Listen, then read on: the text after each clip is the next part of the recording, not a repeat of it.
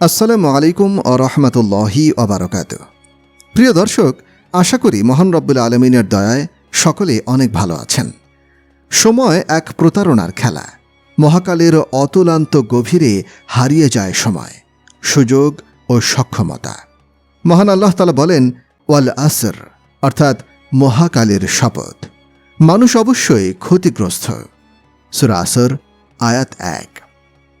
মহান আল্লাহ তাআলা বলেন, সৎকর্ম ও ধর্মভীরুতায় তোমরা পরস্পর সহযোগিতা করো, মন্দ কর্ম ও সীমা লঙ্ঘনে পরস্পরের সহযোগিতা করো না।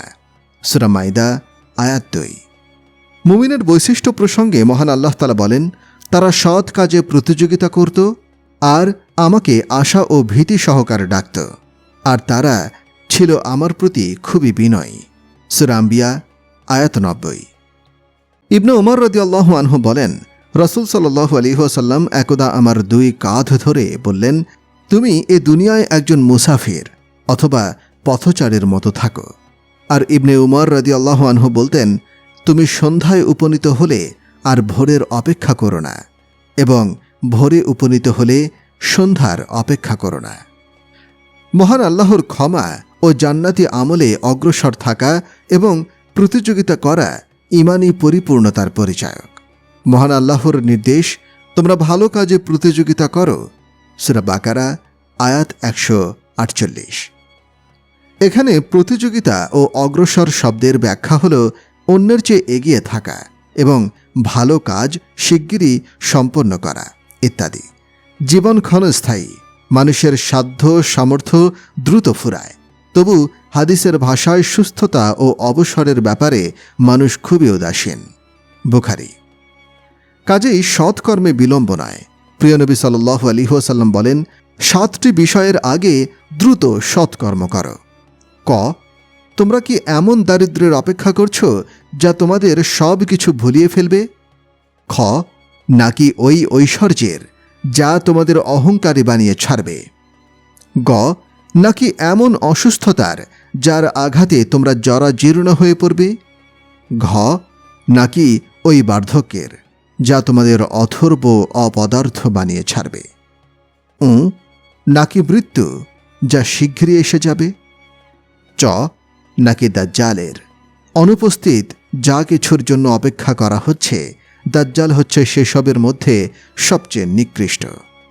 ছ, নাকি কিয়ামতের অপেক্ষা করছ, যে কিয়ামত সর্বাপেক্ষা বিভীষিকাময় ও সর্বাপেক্ষা তিক্ত? তিরমিজি। অন্যদিকে প্রিয় নবী সাল্লাল্লাহু আলাইহি ওয়াসাল্লাম বিশেষ 3টি কাজে বিলম্ব করতে নিষেধ করে বলেন, 3টি কাজে বিলম্ব করবে না। সময় হয়ে গেলে নামাজ আদায়ে, লাশ এসে গেলে জানাজা আদায়ে, এবং পাত্রপাত্রীর কুফু অর্থাৎ পারস্পরিক সামঞ্জস্যতা পাওয়া গেলে বিবাহে। তিরমিজি। অপর এক হাদিসে আছে, পাপ কাজের জন্য তওবা করা ও ঋণ পরিশোধে বিলম্ব না করা। ইসলামের দৃষ্টিতে সৎকর্মকে আমলে সালেহ বলা হয়। ঈমান ছাড়া আমলে সালেহ বা ভালো কাজ মূল্যহীন। মহান আল্লাহ তাআলা বলেন, যে কেউ ঈমান আনবে এবং আমলে সালেহ করবে তার জন্য থাকবে সর্বোত্তম পুরস্কার। সূরা কাহাফ আয়াত 88। মহান আল্লাহ তাআলা আরও বলেন, ঈমান এনে যে কোনো পুরুষ বা নারী আমলে সালেহ করবে, আমি তাকে দান করব উত্তম পবিত্র জীবন এবং তাদের পুরস্কার দেব তাদের সবচেয়ে ভালো কাজগুলোর ভিত্তিতে। সূরা আন-নাহল আয়াত 97। আমলে সালেহের ন্যূনতম ভিত্তি হল 1, ইলম, অর্থাৎ এ কথা জানা যে এই কাজে আল্লাহর সন্তুষ্টি ও হুকুম আছে। 2, সবর। 3, নিয়ত। ও 4, ইখলাস। ভালো কাজে বিলম্ব করা উচিত নয়, কেননা মানুষের জীবন, বয়সসীমা ও মৃত্যু ফ্রেমে বাঁধানো। মহান আল্লাহ তাআলা বলেন, যখন তাদের নির্ধারিত মৃত্যুর সময় উপস্থিত হয় তখন তারা আর এক মুহূর্ত বিলম্ব করতে পারবে না এবং এর চেয়ে একটু এগিয়েও আসতে পারবে না। সূরা ইউনূস আয়াত 49।